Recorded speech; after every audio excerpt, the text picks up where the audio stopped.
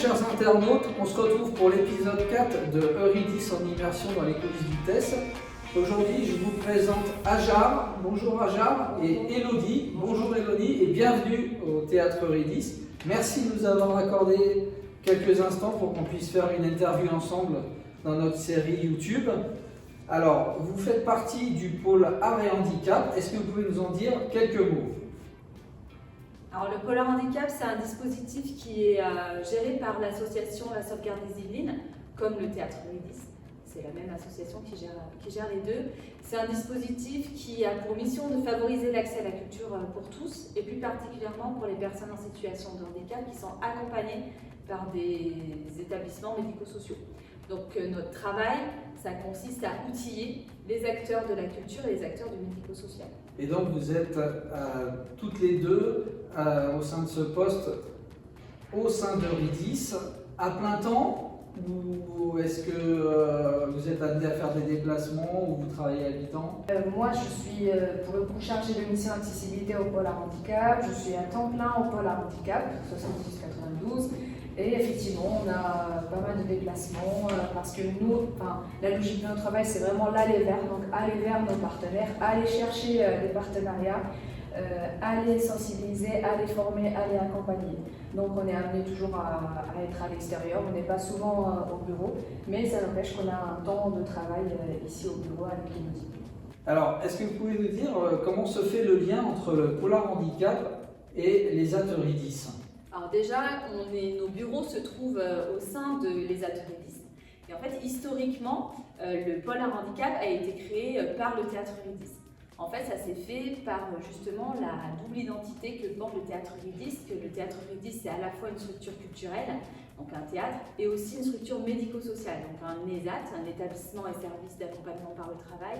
Et c'est par cette double identité culturelle et médico-sociale que ça a été assez évident que sur le département du 78 et sur 92 soit portée cette mission et ce pôle ressources art et handicap.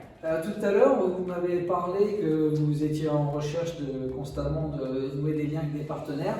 Est-ce que actuellement, quels sont les partenaires avec lesquels vous travaillez ? Alors, on travaille notamment avec, on a un gros projet en ce moment avec le RIF. Donc c'est le réseau Île-de-France des musiques actuelles, où on est en train de développer un module de sensibilisation à l'accessibilité pour les adhérents du RIF, des départements du 78, du 92 et aussi du 95, parce que c'est un partenariat qu'on mène également avec le Théâtre du Cristal, qui porte, eux, le pôle handicap du 95.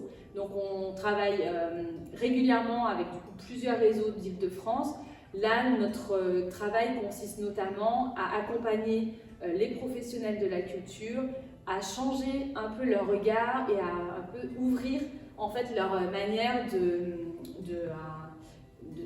d'analyser l'équipement dans lequel ils travaillent. Est-ce que finalement la structure dans laquelle ils travaillent, est-ce que c'est un environnement qui est adapté aux personnes en situation de handicap? Donc vous voyez, Eurydice toujours sensibilisé sur l'accessibilité, le handicap et la culture. C'est l'exemple parfait, comme vous pouvez le constater. Et votre actualité en ce moment, quelle est-elle ? Actuellement, on est impliqué dans divers projets, des projets artistiques avec des établissements culturels, des établissements médico-sociaux, notamment notre fameuse boîte à outils, les marionnettes adaptées. C'est un projet qui date de quelques années, qui est né, mais qui connaît un grand succès. C'est la création de marionnettes qui sont adaptées pour un public spécifique. Donc on se focalise sur les compétences de personnes en situation de polyhandicap, donc des compétences motrices. Et donc ces marionnettes ont été conçues spécialement adaptées pour ce public. On a aussi pas mal d'ateliers de sensibilisation, de formation pour l'accessibilité et l'accès à la culture au profit des acteurs de la culture. Donc notre travail, on fait notamment dans le cadre des sensibilisations, on fait beaucoup de mise en situation.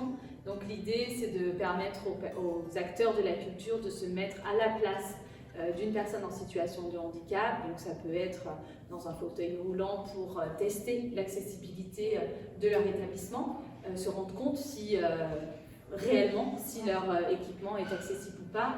On fait la même chose avec un kit qu'on a construit avec des lunettes qui met en situation les différentes formes de malvoyance, mais aussi pour les personnes qui peuvent être comme si elles étaient aveugles. Et ça permet, quand on se met soi-même en situation de handicap, de se rendre réellement compte des manques qu'il y a dans son équipement culturel. Alors comme vous pouvez le constater, chers internautes, vous voyez, elles ne sont pas trop de deux vu le nombre de travail qu'elles ont. Alors j'avais envie de vous poser, est-ce que vous avez les mêmes missions ou une spécificité chacune? Alors les deux, on va dire. Moi je suis plus dans la coordination globale du dispositif, donc tout ce qui est aussi recherche de financement, ça va être plus ma partie. Je suis aussi celle qui est en charge de le montage de projets artistiques et culturels.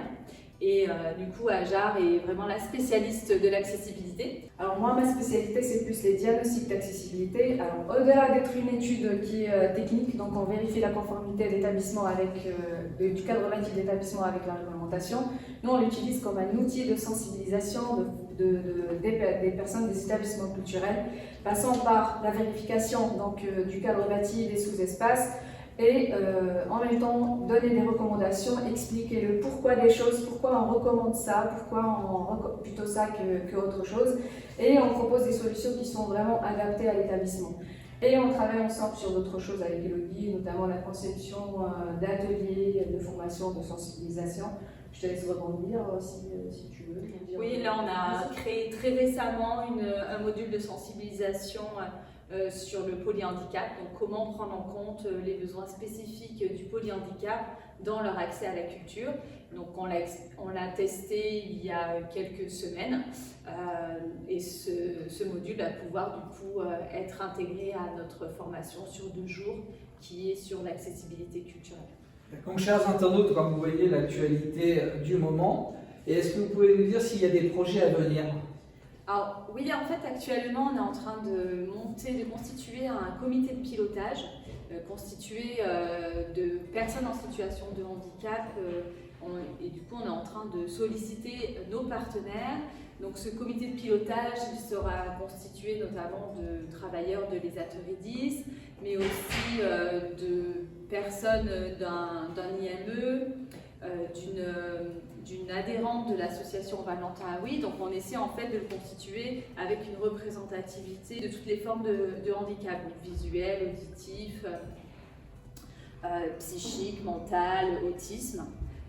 Voilà. L'objectif de ce comité de pilotage, c'est vraiment de faire remonter les besoins spécifiques du terrain et que nous ensuite on puisse s'appuyer sur ces besoins-là et définir nos orientations à venir. Donc nous avons aussi notre catalogue de formation qu'on est en train de finaliser, donc toujours dans la démarche de valoriser l'apprentissage et la formation, et ça on est en train ça se fait en partenariat avec le centre de formation BUC Ressources, donc qui est aussi qui est un établissement géré par la même association, la Sauvegarde des Yvelines. La Sauvegarde des Yvelines, c'est l'association maison mère de l'ESAT Eurydice. Et bien, écoutez, on est très heureux de vous avoir accueillis parce que vous faites plein de choses et plein de belles choses.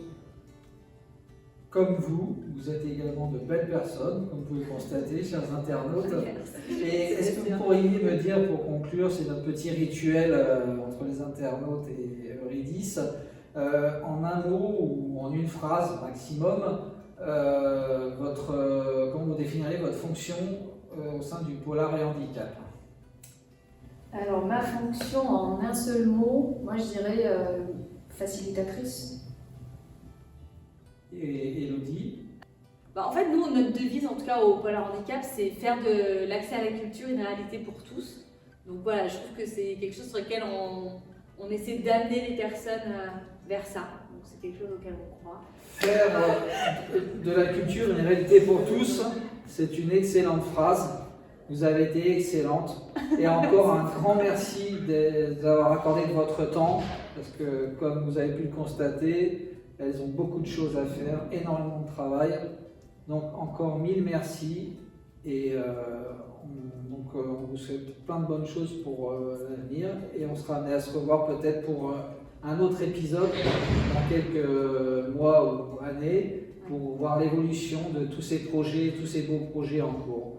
Voilà, sur ce, on vous souhaite une bonne journée à tous, les internautes. N'hésitez pas à nous pousser vers le haut et puis à très bientôt. Merci. Merci encore à vous, Ajar et Elodie. Au revoir. Merci.